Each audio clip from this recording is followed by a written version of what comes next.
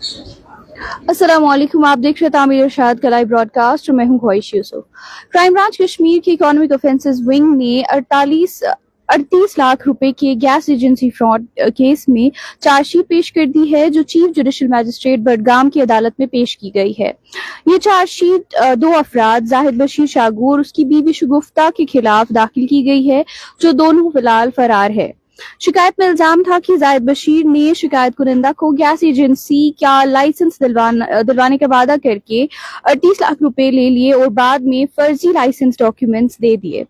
तहकीकात ने साबित कर दिया कि जाहिद ने अपनी बीवी शगुफ्ता के साथ मिलकर शिकायत कुनिंदा को धोखा दिया, जिसके बाद उनके खिलाफ 419, 420, 468, 471 और 120 BRPC के तहत केस तैयार किया गया।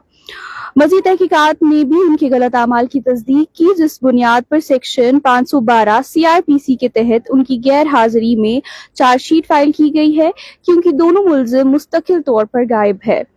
क्राइम ब्रांच ने याद दिलाया कि इससे पहले भी इनके खिलाफ 2018 में इसी किस्म का चालान पेश हो चुका है, जबकि 2023 का एक और केस अपने इख्तिताम के करीब है।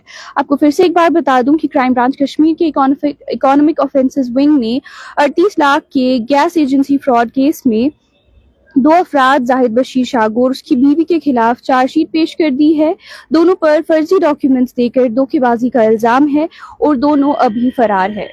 मजीद खबरों के लिए हमारे साथ बने रहिए और देखते रहिए तामीर इरशाद का मल्टीमीडिया प्लेटफॉर्म।